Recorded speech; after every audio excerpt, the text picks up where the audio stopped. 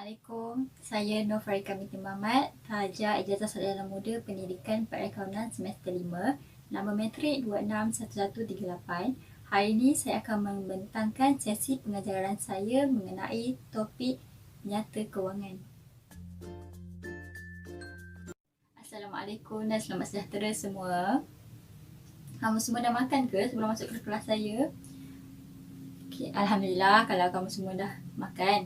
Okay. Untuk pengetahuan kamu, kalau kamu ambil makanan dulu sebelum masuk kelas, kamu sarapan, kamu akan lebih rasa bersemangat, minda pun jadi cerdas, mampu berfungsi dengan baik. Okay, kita mampu fokus panjang kelas. Okay, jadi saya sarankan kamu semua untuk ambil makanan dulu sebelum masuk kelas dan teruskan fokus anda dalam kelas. Okay. Hari ini saya akan sambung untuk mengajar topik-topik yang bersambung daripada topik yang lepas. Okay. Tapi sebelum tu, saya ada satu soalan nak tanya kepada kamu semua. Okay.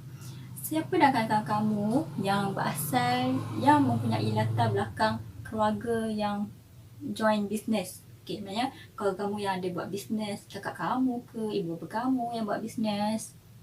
Okey, ada juga ya rakan-rakan kamu yang ibu bapanya buat business. Okey, baik. Okey, apa yang kamu faham mengenai bisnes? Okey. Ya, betul. Bisnes akan ada untung dan rugi. Kadang-kadang sesuatu bisnes akan untung, kadang-kadang satu bisnes akan rugi, ya tak? Okey. Jadi sesuatu bisnes akan untung apabila syarikat ataupun pemilik itu sendiri berjaya handle bisnes tu dengan baik. Okay. Tapi kalau ada bisnes yang mengalami kerugian, bermakna ada sedikit salah dari segi mengawal bisnes tu lah. Okay. Tapi bisnes ni bagus untuk semua orang. Sama ada kita buat bisnes secara sambilan ataupun memang kita kerja dalam bidang bisnes. Okay, maknanya dia dapat menambah pendapatan kita. Okay, sebelum tu saya nak tunjuk kamu satu contoh. Di tangan saya ni ada satu contoh report ataupun lampiran yang kita gunakan dalam bisnes. Siapa dalam kalangan kamu yang pernah nampak contoh ini? Contoh laporan yang sebegini. Okey. Tadi kamu bagi tahu yang bisnes akan ada untung dan rugi. Jadi, di mana kita nak tengok bisnes kita tu untung atau rugi? Inilah salah satu format laporan yang kita gunakan dalam bisnes untuk mengetahui bahawa bisnes kita itu untung ataupun rugi. Okey. Ini adalah bukti kalau contoh bisnes kita untung. Kita akan merujuk kepada contoh format ni. Laporan macam ni lah kita akan buat.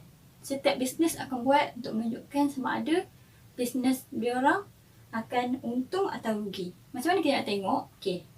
Contoh yang saya bagi ni adalah untuk ABC Enterprise. ABC Enterprise ni, okay, dia untung ke dia rugi? Okay. Ni adalah laporan untuk untung dan rugi bagi tahun sekian-sekian-sekian. Okay. Maknanya di bahagian ni dia ada tulis untung atau rugi bersih. Kalau untung, untung bersih. Kalau rugi, rugi bersih lah. Contoh. Okay. Maknanya kat sini kita akan nampak yang bisnes kita untung atau rugi. Okay. Tapi kamu semua tahu tak yang ni dipanggil sebagai apa? Laporan ni dipanggil sebagai apa? Okey, bagus ada yang jawab ini adalah penyata kewangan. Okey.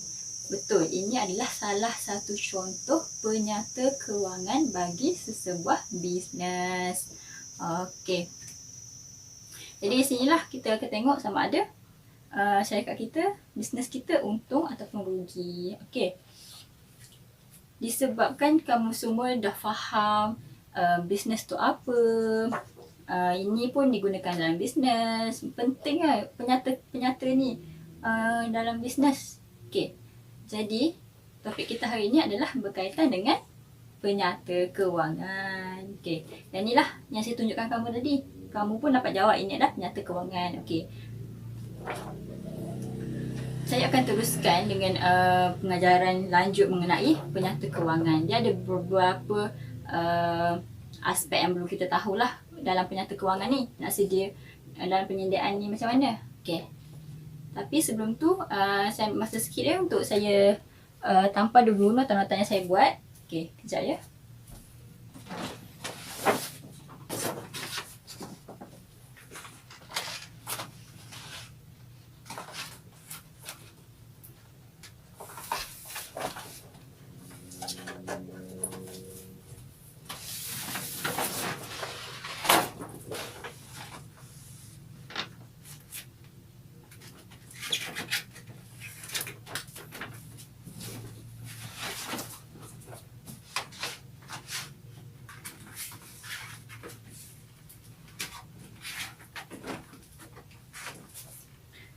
Okey, seperti yang kamu dapat lihat sini, ni saya ada buat nota ringkas dan mungkin kamu akan mudah faham dan mudah ingat dengan nota ini. Okey, saya buat untuk tajuk yang kita belajar ini adalah penyata kewangan. Okey, kita mulakan dengan jenis-jenis penyata kewangan. Okey, seperti yang kamu lihat di nota ini, terdapat dua jenis penyata kewangan, iaitu akaun perdagangan dan untung rugi dan juga penyata kedudukan kewangan. Okey. Ini adalah dua kategori yang dibahagikan di bawah penyata kewangan. Tapi dalam tajuk ini saya tak akan terang detail. Saya akan terang ringkas je mengenai dua akaun ni sebab nanti kamu akan belajar dengan lebih detail, dengan lebih teliti dalam bab 7. Okey. Dalam bab 7 tu kamu akan belajar macam mana nak buat akaun-akaun ni, apa format dia, okey? Jadi saya terangkan ringkas je lah akaun perdagangan dan untung rugi macam yang saya tunjukkan tadi. Ini adalah akaun untung rugi. Sama ada untung ataupun rugi, kamu akan buat format yang macam ni, okey? Yang satu lagi adalah penyata kedudukan kewangan. Penyata kedudukan kewangan ni kamu akan tahu berapa aset kamu, berapa yang barang yang kamu ada dalam bisnes kamu, berapa hutang yang kamu perlu bayar dalam bisnes kamu. Okey, maknanya yang tu semua direkodkan dalam penyata kedudukan kewangan. Okey. Jadi dua jenis penyata kewangan adalah akaun perdagangan dan untung rugi dan juga penyata kedudukan kewangan. Okey. Kamu jelas ya dengan dua ni? Okey, baik. Seterusnya, sebelum kita menyiapkan penyata kewangan ni dan ditunjukkan kepada pihak luar ke, siapa ke, pemilik sendiri yang nak tengok kan dia punya rekod kewangan, kita perlu mematuhi ciri-ciri kualitatif dalam penyediaan rekod penyata kewangan ini. Okey. Ciri kualitatif ni dia penting untuk kita ikut sebab nanti dia akan menjadi panduan kepada kita untuk menyiapkan satu penyata kewangan yang baik dan menunjukkan prestasi company yang baik dalam bentuk penyata kewangan. Okey. Ciri kualitatif ini ada dua, iaitu ciri kualitatif asas dan juga ciri kualitatif tertinggi. Okey. Ciri kualitatif asas ni, dia terbahagi pada dua juga, iaitu kerelevanan dan juga perwakilan benar. Okey, kerelevanan ni, dia apabila kita buat sesuatu laporan, sesuatu report, kita mestilah buat sesuatu yang logik dengan apa yang kita buat dalam kehidupan seharian. Contohnya, kita adalah pemilik kepada bisnes tersebut. Jadi, kita akan rekod apa yang berlaku sebenarnya dalam bisnes kita sendiri. Dia kena logik. Dia tak boleh kita letak sesuatu yang tak berlaku dalam tu. Dia akan jadi bias, dia akan jadi tak relevan lah untuk bisnes kita. Maknanya ada penipuan, macam tu. Seterusnya, perwakilan benar. Perwakilan benar ni, setiap maklumat yang kita letak dalam penyata kewangan perlulah betul. Amount yang kita gunakan perlulah betul. Tak boleh kita letak amount yang contoh belanja kita letak kurang daripada yang berlaku sepatutnya. Tak boleh. Kita perlu selarikan apa yang kita belanja dan apa yang kita rekod dalam penyata kewangan ini. Kita kena jujur dalam membuat penyata kewangan syarikat sendiri, walaupun itu syarikat kita sendiri. Okey. Seterusnya saya akan sambung dengan ciri kualitatif tertingkat. Okey. Ciri kualitatif tertingkat ni dia terbahagi kepada 4: kebolehbandingan, kebolehfahaman, kebolehsahan dan juga pemasaan. Okey. Untuk kebolehbandingan, setiap bisnes yang dilakukan setiap hujung tahun kita akan buat report tahunan. Okey. Dalam report tahunan tu kita akan tengoklah semua prestasi company sepanjang tahun tersebut. Jadi setiap untung rugi penyata kewangan pun direkodkan dalam report tahunan tersebut. Jadi kita perlu membuat penyata kewangan yang boleh dibandingkan dengan tahun-tahun sebelumnya dan juga tahun-tahun akan datang. Okey, dalam bisnes ni dia jadi normal walau tak semestinya kita akan untung sepanjang kita buat bisnes. Kadang-kadang kita akan mengalami kerugian. Jadi apabila kita contoh pada tahun 2017 kita untung, tapi disebabkan faktor-faktor tertentu pada 2018 kita mengalami kerugian. Jadi kita boleh bandingkan kita punya penyata kewangan ni yang 2017 dengan 2018. Kita tengok apa kekurangan dalam 2018. Apa yang menyebabkan bisnes kita rugi. Sebab tu pentingnya kebolehbandingan dalam penyata kewangan. Okey. Seterusnya adalah kebolehfahaman. Kebolehfahaman ni setiap yang kita rekod dalam penyata kewangan ni perlulah jelas, mudah difahami. Sebab kita akan tunjukkan kepada beberapa pihak. Jadi dia tak boleh yang terlalu complicated. Kita kena buat in short dan mudah faham. Kalau ada nota tambahan untuk setiap item-item yang kita rekod dalam penyata kewangan ni, kita boleh buat nota di bahagian belakang financial statement dalam kita punya report tahunan. Dalam penyata kewangan, just bagi yang simple, short. Okay. Seterusnya adalah kebolehsahan. Kebolehsahan ni ialah kita kenalah bagi penyata kewangan, maklumat-maklumat dalam penyata kewangan ni yang sah. Kita tak boleh reka-reka. Kita kena bagi yang betul. Lepas tu, seterusnya adalah dari segi pemasaan. Okay. Pemasaan ni dari segi masa kita rekod aktiviti-aktiviti kita dalam penyata kewangan. Aktiviti bisnes. Contohnya, kita buat bisnes pada awal kita buat aktiviti tu pada awal tahun, tapi kita nak rekod tarikh pertengahan tahun. Tak boleh macam tu. Kita kena rekod setiap yang berlaku dalam bisnes kita tepat pada waktu yang berlaku. Okay. Itulah pentingnya ciri-ciri kualitatif kebolehbandingan, kebolehfahaman, kebolehsahan, pemasaan. Jadi ciri kualitatif ni akan membantu kita untuk menyediakan penyata kewangan yang baik dan dapat ditunjukkan dalam bentuk yang baik kepada beberapa pihak yang lain. Okey. Seterusnya saya akan teruskan dengan penyedia dan juga pengguna penyata kewangan. Okey.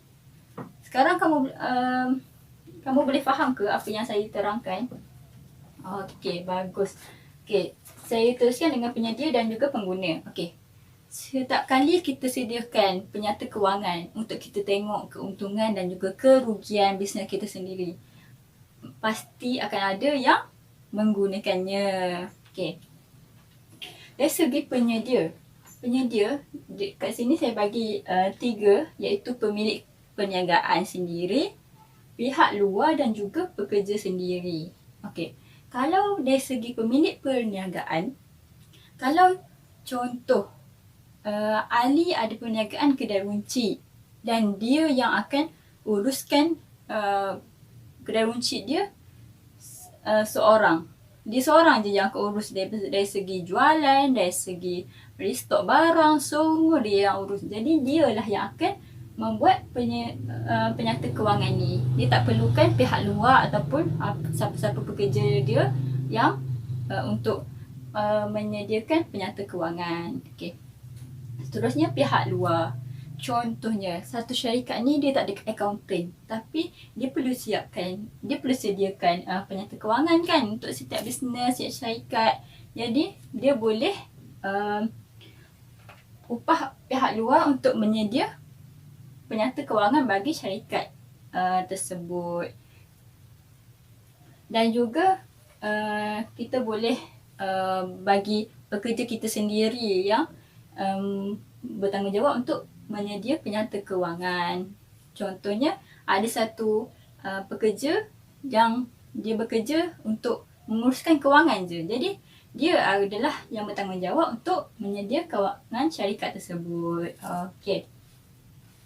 Seterusnya adalah pengguna. Okey. Seperti saya kata tadi, apabila kita sediakan mesti ada yang guna kan. Okey. Jadi pengguna dalaman dan juga pengguna luaran adalah dua jenis pengguna yang akan menggunakan penyata kewangan setelah siap disediakan.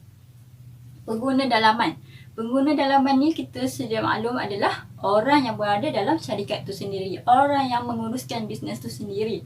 Seperti pemilik perniagaan, pekerja dia. Okey, pemilik perniagaan. Kenapa kita bagi tahu sebagai pengguna dalaman?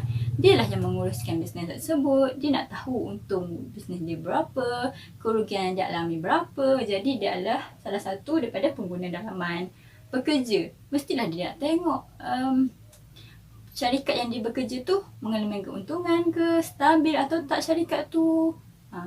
Jadi pemilik dan juga pekerja merupakan pengguna dalaman untuk penyata kewangan. Okey, untuk pengguna luaran pula, contohnya pihak bank. Okey, kita ada satu syarikat dan kita nak buat pinjaman di bank.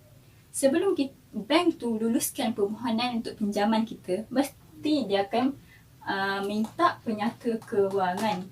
Kenapa? Kerana penyata kewangan ni dia akan menunjukkan sama ada syarikat kita itu untung atau rugi. Kalau kita untung, jadi kemungkinan bank boleh luluskan permohonan kita. Tapi kalau kita rugi, macam mana kita nak bayar balik pinjaman yang kita buat tu kerana kita rugi. Okay, jadi pihak bank adalah salah satu pengguna luaran untuk penyata kewangan. Selain pihak bank, apa lagi? Agensi kerajaan. Agensi kerajaan yang saya sebut adalah LHDN. LHDN tu adalah dia menguruskan dari segi percukaian. Okay. Untuk melihat berapa cukai yang dikenakan kepada syarikat tersebut, dia akan menunjuk juga kepada penyata kewangan. Lagi, apa lagi? Okay. Pemegang saham. Pemegang saham yang kita tahu dia akan membuat pelaburan dalam syarikat-syarikat tertentu. Jadi, pemegang saham akan melabur dalam syarikat yang untung, yang syarikat yang stabil. Jadi, penyata kewangan ni penting untuk pemegang saham yang dikategorikan sebagai pengguna luaran. Okey. Jadi, penyedia ada 3 contoh yang saya bagi. Pemilik perniagaan, pekerja sendiri dan juga pihak luar, dan juga pengguna terbahagi pada 2, iaitu pengguna dalaman dan juga pengguna luaran. Okey. Seterusnya, di sini saya ada bahagikan kepada 3 aspek lah, 3 bidang dalam membuat bisnes. Okey. Contoh yang pertama adalah kedai runcit. Seterusnya klinik mata dan juga koperasi kewangan. Okey. Ini adalah 3 bidang bisnes yang berbeza. Kedai runcit adalah untuk jual beli. Okey. Klinik mata dari segi servis kepada pelanggan, kan? Jual peralatan yang boleh merawat mata. Okay. Dan juga koperasi kewangan adalah untuk pinjaman, loan kan. Okay. Jadi ini adalah contoh-contoh dokumen yang perlu disediakan dalam penyata kewangan bagi tiga-tiga aspek ni. Contohnya akaun perdagangan, akaun untung rugi dan juga penyata kedudukan kewangan. Setiap aspek yang berbeza akan mempunyai sedikit perbezaan lah dari segi penyediaan penyata kewangan ni, dari segi tiga ni. Tapi tak banyak, dia macam ada juga persamaan tetapi ada juga perbezaan mengikut aspek bidang masing-masing. Okay. Sebagai contoh, saya bagi satu adalah untuk kedai runcit. Okay. Kedai runcit dia punya akaun perdagangan, dia akan ada komponen jualan bersih dan juga komponen kos jualan. Komponen jualan bersih adalah dari segi jualan dia lah. Jualan setiap hari, jualan bulanan, setahun berapa dia punya jualan. Lepas tu pulangan jualan. Lepas tu komponen kos jualan dari segi belian barang. Dia nak ada stok barang-barang kat kedai kan. Yang tu termasuk dalam komponen kos jualan. Lepas tu pulangan belian, angkutan domestik dan banyak lagi lah inventory awal dan akhir. Okay. Seterusnya akaun untung dan rugi bagi kedai runcit adalah hasil dan belanja. Hasil dia adalah komisen, faedah, diskaun yang diterima, macam tu. Dan juga belanja, gaji pekerja ke, nak bayar insurans ke, yang tu adalah masuk ke dalam belanja, akaun untung rugi. Okay. Seterusnya adalah penyata kedudukan kewangan. Penyata kedudukan kewangan ni seperti yang saya beritahu awal tadi, dia adalah untuk mengetahui kita punya syarikat tu ada berapa aset, kita punya hutang berapa, liability kan. Jadi aset, contoh dekat kedai runcit, dia ada aset kenderaan. Okay, dia nak hantar barang di sini, di situ kan. Okay. Perabot nak susun barang-barang, yang tu adalah aset. Alatan kedai, kelengkapan yang ada kat kedai tu. Okay. Liability adalah pinjaman, macam tu. Akaun belum bayar, yang tu adalah liability, hutang syarikat, hutang bisnes yang kita perlu selesaikan. Okey. Saya telah selesai menerangkan ke semua aspek untuk sesi pembelajaran hari ini. Dari segi jenis, ciri, penyedia, pengguna dan juga saya bagi 3 contoh aspek bidang bisnes lah untuk penyediaan penyata kewangan ni. Saya harap kamu semua jelas dengan penerangan saya, sebab saya dah bagi nota-nota yang ringkas tapi mencukupi untuk kamu faham dan juga kamu aplikasikan balik apabila kamu ingin memulakan bisnes nanti. Okey. Sebelum saya tamatkan pengajian dalam kelas hari ini, kita belajar mengenai penyata kewangan hari ini. Saya harap kamu semua faham dan kamu semua ingat untuk kegunaan dalam pelajaran. Ya, dalam pelajaran sendiri kamu belajar lagi kan.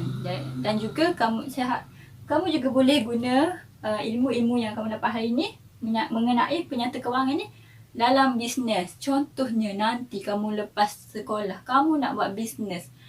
Penyata kewangan ni penting untuk buat bisnes. Kamu perlu belajar dengan lebih teliti macam mana nak buat penyata kewangan dalam bentuk yang lebih formal. Okey. Jadi saya harap pelajaran yang kamu dapat hari ini, kamu dapat aplikasikan apabila kamu membuat bisnes nanti, ataupun kamu tolong keluarga kamu nak buat bisnes, kamu boleh sediakan penyata kewangan untuk bisnes family kamu, ya. Saya harap semua yang saya bentangkan hari ini, saya ajarkan kamu pada hari ini mendapat manfaat dan dapat digunakan pada masa hadapan. Okey. Ada apa-apa soalan yang kamu nak tanya sebelum saya akhiri kelas pada hari ini? Okey, kalau tak ada apa-apa soalan lagi, kita sudahi sesi pembelajaran kita hari ini dengan surah Al-As dan tasbih kafarah. Terima kasih semua.